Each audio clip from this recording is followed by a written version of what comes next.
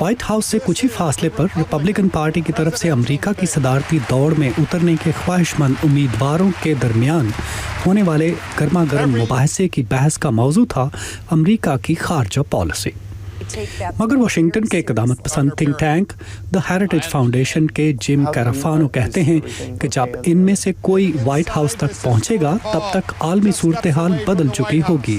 بحث میں اہم چیز یہ ہے کہ یہ دیکھا جائے کہ امیدواروں کی شخصیت کیا ہے، نہ کہ یہ کہ آج اگر میں صدر بنا تو کیا کرتا یا کیا کرتی۔ یہ بات بے محل ہے، اصل بات یہ ہے کہ وہ کس طرح کے کمانڈر ان چیف ثابت ہوں گے۔ کیا وہ درست راستے کے بجائے آسان راستے کا انتخاب کریں گے؟ بحث کے دوران ٹیکساس کے گورنر رک پیری نے ایک سوال کے جواب میں کہا کہ وہ پاکستان کو تب تک امداد نہیں دیں گے جب تک وہ اپنی پالیسی میں تبدیلی نہیں لاتا۔ وہ ہمیں بارہا دکھا چکے ہیں کہ ان پر اعتماد نہیں کیا جا سکتا، اور جب تک وہ واضح نہیں کرتے کہ انہیں ہمارے مفادات کا خیال ہے، میں انہیں ایک پائی کی امداد نہیں بھیجوں گا۔ مگر منیسوٹا کی رکن کانگریس مشیل باکمن کا جواب میں کہنا تھا کہ پاکستان کے ایٹمی پروگرام کو محفوظ بنانے اور اسے ایک اتحادی بنائے رکھنے کے لیے اسے امداد دینا ناگزیر ہے۔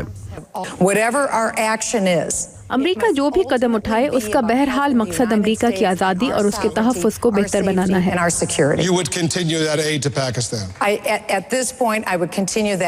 اس وقت تو شاید میں امداد جاری رکھوں گی، مگر صدر اوباما کی انتظار کی پالیسی کام کرتی دکھائی نہیں دیتی، اور میرا یہ بھی خیال ہے کہ پاکستان ایک ایٹمی طاقت ہوتے ہوئے ناکام نہیں ہو سکتا۔ غیر قانونی تارکین وطن کے معاملے پر ایوان نمائندگان کے سابق اسپیکر نیوٹ گنگریچ نے بحث کے باقی شرکاء سے مختلف راہ اختیار کی اور کہا کہ اس مسئلے کو ہمدردانہ انداز سے دیکھنا ہوگا۔ اس ہفتے کے رائے عامہ کے ایک سروے سے ظاہر ہوتا ہے کہ گنگریچ کو پہلی مرتبہ ریپبلکن پارٹی کے امیدواروں میں سبقت حاصل ہے۔ اگر آپ حال ہی میں یہاں آئے ہیں اور آپ کا یہاں سے کوئی تعلق نہیں تو ہم آپ کو ملک بدر کر دیں گے۔ میں سمجھتا ہوں کہ ہمیں اپنی سرحدوں پر کنٹرول سخت کرنا ہوگا، اور میرا یہ خیال ہے کہ ہمیں آجروں پر سخت جرمانے کرنے چاہیے۔ مجھے سمجھ نہیں آ رہی کہ ایک سیاسی پارٹی جو اپنے آپ کو خاندانوں کی ہمدرد سمجھتی ہے کیسے ایسی امیگریشن پالیسیز بنا سکتی ہے جو خاندانوں کی تباہی کا سبب بنے۔ ریاست میساچیوسیٹس کے سابق گورنر مٹ رومنی اور ریاست یوٹا کے سابق گورنر جان ہنٹسمن کے درمیان افغان پالیسی پر ٹکراؤ ہوا۔